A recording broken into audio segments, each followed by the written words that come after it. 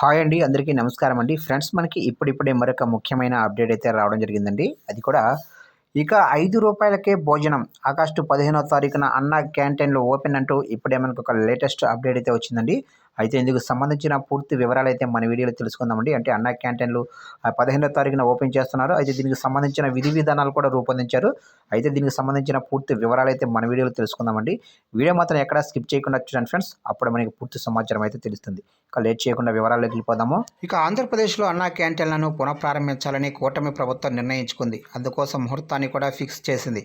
August 15వ తారీఖున తొలి విడత అన్నా క్యాంటీన్లను ప్రారంభిస్తున్నట్లు మంత్రి అనగాని సత్యప్రసాద్ తన సోషల్ మీడియా ఖాతాల ద్వారా ప్రకటించారు.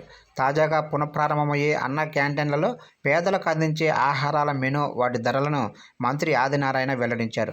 గతంలో ఇచ్చినట్టు ఈసారి కూడా రూ. 5కే రుచికరమైన భోజనం అందిస్తామని, అందులో ఎటువంటి తేడా ఉండదని వివరించారు.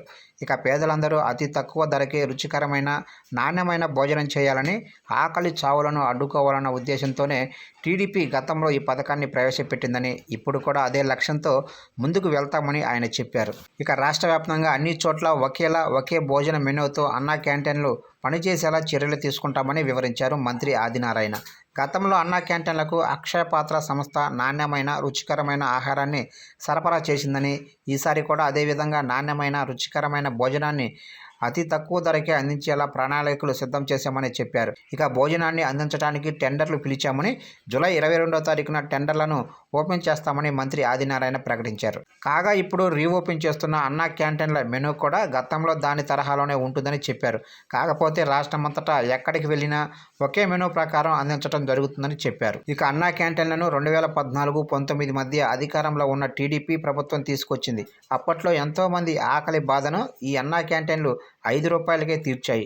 ఇక వీటికి విశేషమైన ప్రజాదరణ లభించింది. ఇక రాష్ట్ర వ్యాప్తంగా మొత్తం 203 క్యాంటీన్లను అందుబాటులో ఉంచింది అప్పటి టీడీపీ ప్రభుత్వం. కానీ ఆ తర్వాత అధికారంలోకి వచ్చిన వైసీపీ ఈ పథకాన్ని పూర్తిగా నిర్వీర్యం చేసింది. అన్నా క్యాంటీన్ల కోసం నిర్మించిన భవనాలను గోదాములుగా మార్చేసింది. దీంతో ఇప్పుడు వీటిని పునరుద్ధరించాలంటే ప్రతి క్యాంటీన్కు మరమ్మతులు చేయించాల్సి వస్తుంది. ఇప్పటికే దాదాపు 183 అన్నా క్యాంటీన్లను అందుబాటులోకి తీసుకొచ్చాము.